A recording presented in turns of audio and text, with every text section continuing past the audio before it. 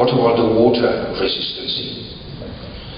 Assuming 2% reagent at 85, after curing it has a 12 compressive strength. Plunge in water during 24 hours, the strength goes down to 8, dried it goes back to 10. We do the same with a material set at 450 degrees C, the strength starts to 32, goes back to 21 in water, and goes down back in after drying to 28 megapascal. The manufacturing of the material is very easy. We start with the extraction of the material, crush, mix, let it store for at least 2 days, 1 or 2 days at room temperature, mold, compress, and let it dry either at 25 to 85 or at higher temperature. Well, this technology is capable of being the material for housings. The only question, and there is one question, does Africa has the geopolymer reactions at its disposal? Do we have NaOH, KOH and soluble silicates available and at low cost, even if we are only using small amounts? And the answer is yes, because Mother Nature has provided us with a lot of possibilities in producing this chemical very simply. In fact, this is the oldest chemical reaction that we find in archaeology. It is the oldest chemical reaction invented by mankind. It is the mix of sodium carbonate with lime that produces sodium hydroxide and calcium carbonate. We start with a salt that is called natron. We add lime, and we have different chemical possibilities depending on the salt that we have at our disposal. Either sodium carbonate, potassium carbonate, or sodium sulfate. They will end up either with sodium or potassium and the production of calcite or gypsum. So there is a multitude of chemical reactions that can be used in order to get the reaction to start. And it happens that we have these salts at our disposal in millions of tons. And here we have the country seen from the satellite,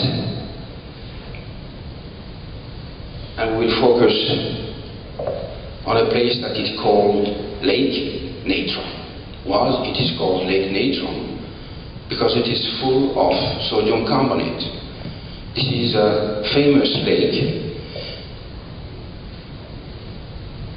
in Africa, at the border of Kenya and Tanzania, where the famous flamingos, pink flamingos, are breeding. And if we go further, then we discover that, so this is the lake, this is the Rift Valley. We have another lake in Kenya up north. We have practically all in this region natural, available chemicals that are called soda ash. And just south of the Lake Natron, a unicum, a volcano that is erupting sodium carbonate. The last eruption happened 11,000 years ago. So that we have here at the old Danio Lengai volcano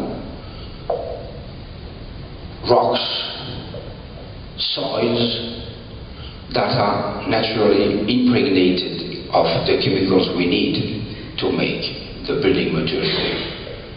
We don't have to import anything, we just have to either use the water from the Lake Natron and the soils from the old Danio Lengai volcano and surroundings. So we have millions of tons at our disposal, and I'm sure that there are other places. I know about this one because it is obvious that it is related to our project. So we can propose two projects. The first one, the easiest one, is to start with the soils of the old Danio, add a small amount of lime, and we will get the bricks. Very easy to do.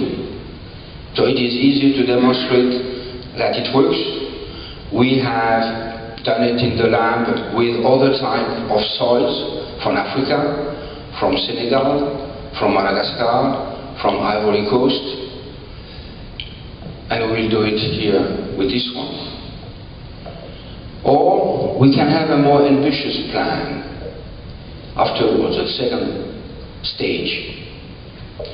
It happens that in all soils that contains this type of salts, alkali, carbonates, and so forth, there are plants that like to grow in these soils. And these plants are known from archaeology, from antiquity. And this technology of having alkali plants used in order to produce chemicals and chemistry was the basic of the European industry during the Middle Age and practically until the 19th century. Soda ash is called soda ash because it comes from the burning of these alkali plants that grows in soils that have a lot of sodium, maybe sodium chloride or sodium carbonate. And it is soda ash. We will have kali ash, pot ash, potassium ash. We are always relating to the ash of a plant that grows very friendly in this environment. And it happens also that these plants may be comestible. So we have agriculture. We burn, we produce energy, we get the chemistry, we make the bricks, and if you want high performance brick, you take the energy, but if you want energy as an energy, you use it. This is what is done in India with rice hulls. They are burning the waste of rice. This is the hard rice hulls. But instead of providing an alkali, we get a very reactive silicate. The rice, the ashes from the rice hulls contains more than 80% of a super reactive silicate that can be also added to our system in order to improve and to manufacture very efficient material. So this is the end of my presentation. Thank you very much.